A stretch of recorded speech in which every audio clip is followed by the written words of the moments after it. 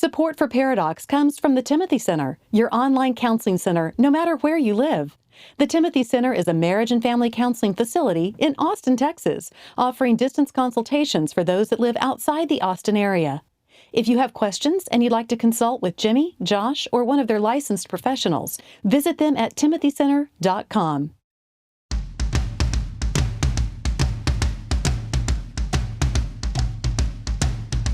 Recording live from Austin, Texas, a conversation about marriage and family that women will love and guys won't want to turn off. Dr. Jimmy Myers and Dr. Josh Myers are a paradox. Guys, welcome to the show. This is Paradox, and I am Jimbo. And don't be turned off by the title of this show. Josh came up with it. We don't even know what the title's going to be. It always goes with whatever you say, and then we never get back to changing it, and sometimes it sounds like a constipation medication. Wisdom in midlife. For anybody. That is not constipation. Good. That would not. It's not a page turner. However, Jimbo's all about flash and pizzazz. Zero substance. I care nothing about substance. He's all like pizzazz. Robin Williams in Aladdin. Dun dun dun dun. You ain't never had a friend like me. Can your friend do this? Can your friend do? Have you seen the live action? I've seen no live actions. That's crazy. You have not seen the live action Lion King? You take all my kids to all the live action. I can't. And then I'm not going to sit down and watch it by myself. Oh, you should. Nah, I'm good. I know it. Oh, the circle life. Scar, and it moves us all. The bad guy lion, may be one of the best movie villains ever. Nope, Silence of the Lambs. Hello, Clarice. And when you look at that movie and it dawns on you that nothing, the animals, the clouds, the trees, the blades, there's nothing actually filmed. It's phenomenal. Surely there was something filmed. It's all computer. No. Everything. Computers can't do that. They do everything. They compute numbers. It's crazy what computers do today. Wow. So they can even calculate for you? Mm-hmm. So it's very, very good. So what we were saying was how boring the title is, and yet a very interesting topic. I think it's an important topic. In that it came up at a Bible study of yours. Yeah, so we're all a few years shy of 40. So we're a young pup, because I just turned 60.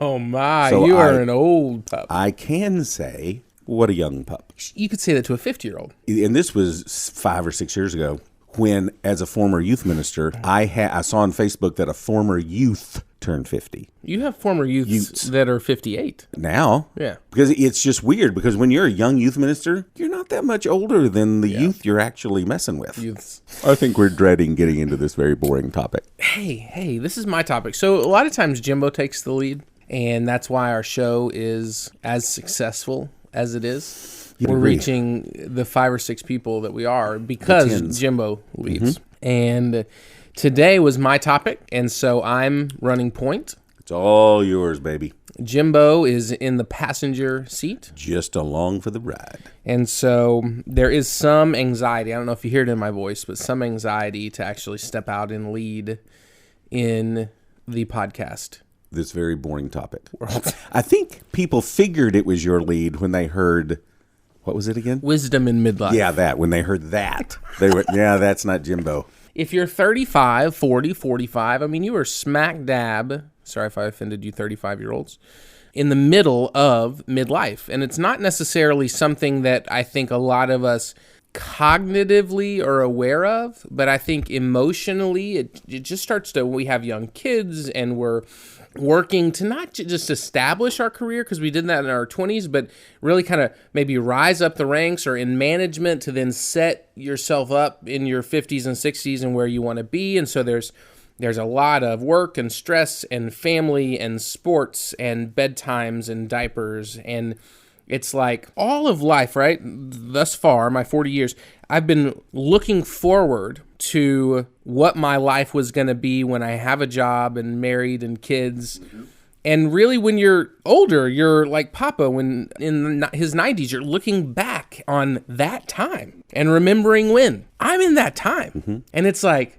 It's exhausting. The good old days are exhausting. Yes, but I'm like smack dab in midlife, what we're calling it, but smack dab in the middle of what everybody looks forward to and then what everybody looks back at. And it's a weird feeling because there is this question of, is this it? Like many of you listeners, like you love your spouse and you love your kids and you have a fantastic life, but you didn't necessarily, in dreaming about this, you didn't, or at least I didn't, I'll speak for myself, you didn't think about all the stress. And you didn't think about the sleepless nights, and you didn't think about your husband snoring and kicking you out of bed, and you didn't think about all the... You kicked Katie out of bed? Yeah. I'm like, get out of here. Moira. The phone's still on Moira. What's that reference? Clear and present danger. Danger. Hang up the phone, Moira. Oh, Lord. That was my best, whatever that guy's name voice is. Anyway, it's depressing, and I don't know if I would fully say, but I know a lot of us might, but I think all of us come close to saying midlife isn't necessarily all that you dreamt, because you only dreamt about the positives as a kid. And when you look back at 90, you're only going to think about when you're sitting in midlife, it's not all that it's really cracked up to be. And I think that's why it's a thing. People talk about midlife, and you go get the convertible, and you go and you have affairs and you do all these other things. I think it's a thing because it's a thing. And I think it's important to talk about that. Because there's some, and we'll get to solutions obviously later, but there's some level of acceptance that while it's not the perfect world you dreamt, there's a lot of beauty and there's a lot of goodness in this life I think stage. it's called midlife crisis because, to your point, everyone in that stage of life is so busy. There is no time for contemplation. So it's just, it's the tyranny of the urgent, where every waking nanosecond of that person's life is consumed with doing urgent things, taking kids and going and doing, and that you don't take time to ponder the important things. And so when it does sneak up on you, when it blindsides you, then it does sort of it sneaks up and it surprises people. And it does become a crisis. Like, good Lord, how did I get here? What am I going to do? Who am I? Where am I? Where's this? Have I made a difference? Yeah, it does become a crisis if it takes you by surprise. Yeah. The deal is, and your kind of point today, is it shouldn't really take us by surprise. Yes. And when we start that freak out, we go to the worst common denominator of ourselves. We revert back to like this childlike state with girlfriends or fancy fast cars. And it's something else our guys group jokes about is when our wives maybe go out of town for the weekend, we turn into the worst versions of ourselves. We stay up too late and you order a pizza at 2 a.m. and cigars. Yes. And it's like, that's terrible. And you walk away the next day feeling really bad. That was so much fun. Yeah, exactly.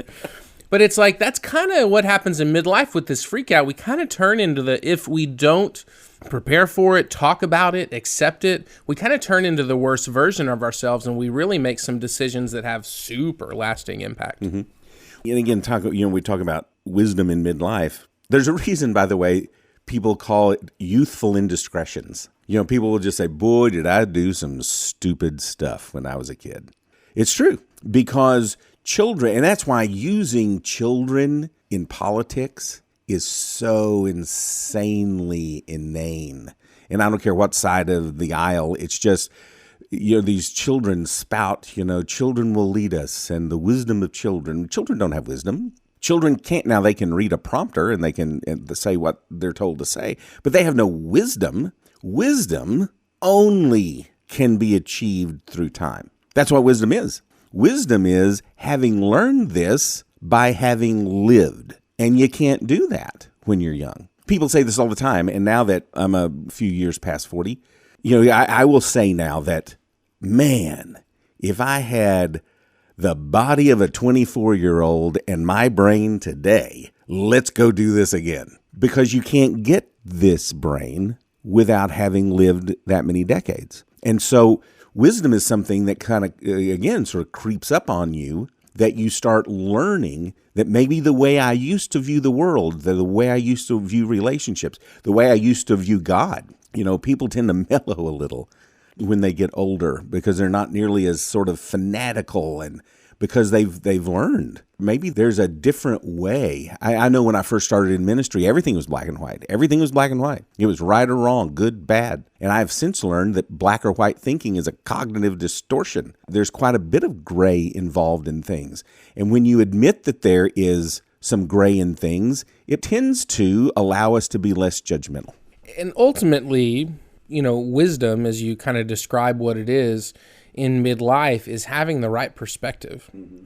The psychology in midlife is this feeling trapped, wanting freedom, not liking previous choices like, why did I get into this career? I've got to radically change it and do something different.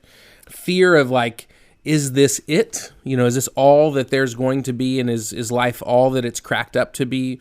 And wisdom is really zooming out, having a third person point of view of the situation and not being sucked into all those feelings. Yes. In the original Tim Burton's Batman, never rub another man's rhubarb.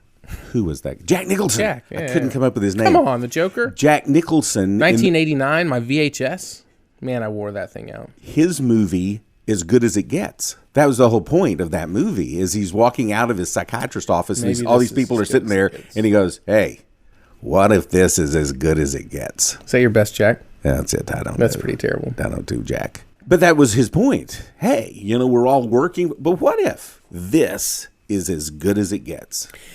And that, if we don't have the proper perspective, can be kind of depressing. But zooming out in Proverbs, like the beginning of, or wisdom is fear of the Lord. The beginning of wisdom is the fear of the Lord. If we have that right perspective, we zoom out and actually understand through God's lenses that there's purpose to this life, that it's not just this spinning of our wheels and actually getting nowhere in life and doing the same job and coming home and bathing our kids. If we have that zoomed out perspective, the fear of the Lord, understanding this higher purpose, then there's true beauty in what if this is as good as it gets. Yes. And when you're 90, you look back and you go, man, that was so great. Yep. That was so amazing. I mean, I couldn't even, as a woodsman, carve floating shelves because the kids kept coming in and disturbing me. He's talking about a current problem with me. I'm trying to build floating shelves for Katie. Because you're a woodsman. That's what I call myself. I know that's not right. But I told Katie I need 4 days, no kid distractions to make this happen. Yeah, I went over the other, you're in the little lean-to, and you've got a circular saw, and Ruthie just comes up, puts her arm around your waist. How you doing? Just fibers flying all over, wood shavings. Yes. Good times. I don't appreciate that now in midlife, but I certainly will. If we get sucked down, in the fear and being trapped in the questions of, is this as good as it gets? And that's a terrible thought. Then we start making selfish decisions and we just leave relationships in our wake. So that's like the worst case scenario of midlife. But having the proper perspective can change everything. Solutions. Well, and we've done an entire show on this. But when you have perspective, and that's the problem, it's called the fog of war for a reason. When you're in the midst of it, it's very hard to have perspective. Perspective presupposes that you have some distance and can then turn around and look back, which is why a lot of people struggle with having personal insight. They have a hard time getting out of themselves in their own way that they view things as being absolutely correct, turn around and look at themselves, and with any level of objectivity. But that's what empathy is. Empathy is, to your point, people will do something stupid, but it's like, well, I get why people might do something stupid. It's a really bad choice. I see this all the time. A kid walks in and he's smoking weed, and it's like, well, okay, that's not good. Smoking marijuana, especially for a teenager, is going to screw your brain up for the rest of your life as your brain is still forming. Not a good decision, but I get why you're doing it. I can see your point of view. 90% of women who get an abortion, you don't get any more pro-life than me. However, I get it. I understand where you're coming from. And it's that empathy, it's that understanding. It doesn't mean you change your opinions of right and wrong, but it tends to help us get down off our high horse because we can understand where other people's thoughts and motivations. For me, the solution, first of all, is acceptance. Acceptance that this is what midlife looks like. It's like every other stage. You thought in middle school, high school was going to be perfect. And then you got to high school and you understand all the problems of that. And you thought, no, if I just get to college, then life will be good. And then college had its stressors and its downsides and acceptance. And you're not alone. If you're sitting there and you're just maybe for the very first time going, yeah, that is how I've been feeling, although I haven't had the words for it, get in line. Like all of us at this stage in our life are feeling and thinking at some level, feeling and thinking this same thing, and it's okay. All we have to do is start with just accepting that this is our reality. And then it's seeking to try to find the beauty in this reality. And I think potentially one of the best things to do is think about 40 years from now, 50 years from now, when you're on your deathbed, is that convertible going to truly matter? Are all the different girlfriends truly going to matter? Is the want for more money and the CEO position, if you ask any person that's on their deathbed, all they want is relationship. Papa, when he was discussing how he wanted his funeral to be, it wasn't, I don't want to talk about my career. I don't want to I want this to be about family. Correct. As everybody. Yeah. To a person. And I know when someone's in midlife, it seems like all around them is sinking sand. That what they thought was good and what they were shooting for, and now it's hollow, and now I need to readjust, and I need to rethink everything I've ever thought. It comes down to, as many things do, if we're going to be black or white, this is one thing to be black or white about, and that is God's word remains a constant. When your life is a storm, there is one true north, and that is the word of God. And when he says, trust in the Lord with all your heart, don't lean on your own understanding. It doesn't make sense, and you do doubt, but don't lean on your own understanding. In all your ways acknowledge him, and he will direct you. Yeah, I tell people when they're coming in for therapy all the time, okay, here's the deal. Here's your job. Your job is to seek first the kingdom of God and his righteousness. And all these things you're worried about, he promises that he will take care of it in his timing, and according to his will. So if we can take a deep breath and just say, okay, this is what faith is. Faith is stepping out or holding the course when I have doubts and when I am confused and when I am being bombarded with other voices.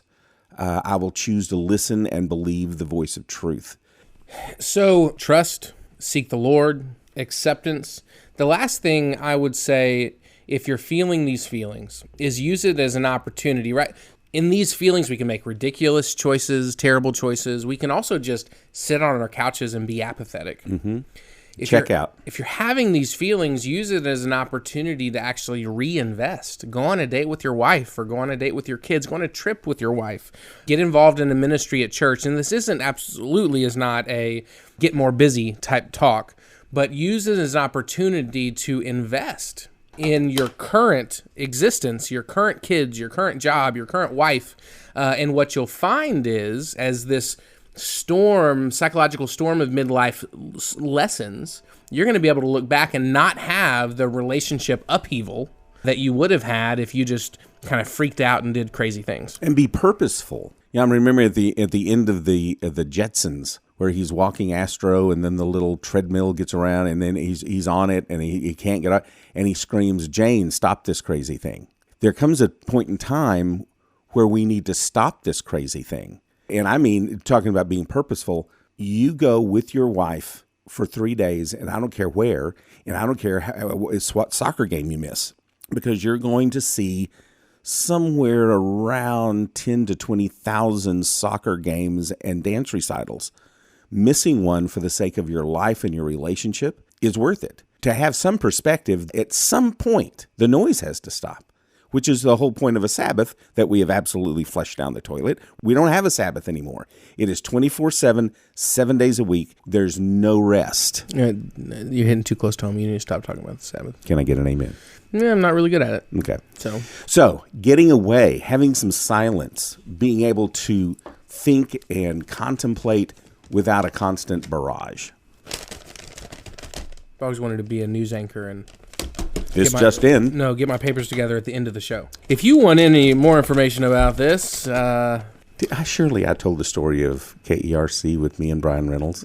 Sports with Jim Shorts. That was KPSM. There's so many. that there was just the two of us, and one of us would be in the studio and the other in the little Behind the glass. he'd be behind the glass. And it would be news time, and we would put on this music like, it's time now for KERC Update News. I'm Jimmy Myers, and Brian from the room. I'm Brian Reynolds, and here are today's top stories. And then it would be, there's going to be a birthday party at the Kokomo Community Center this afternoon, and fried okra and cheese puffs Were you will be making that served. up? No, this was actually the news that was compiled for us to read. Okay. And then he would put on a helicopter sound effect. And I would say, we're going to go now to Brian Reynolds live in the sky with KERC traffic update. Brian, he would say, Jim, there is a dog. There's a dead dog. He appears to be dead on Highway 9 heading into the city. And for those of you, there is a car. There's a car on F Street. Those were good times. Not when you were in them. Not when I was in them. I was poor as a church mouse. But they were beauty in those times. Yes, there was. If you want more information about this episode or anything previously released, paradoxpodcast.com. You can also find us on our socials there.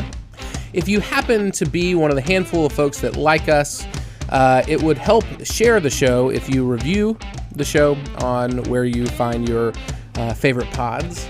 That's what we say. We call it the pods. The pod. Yeah.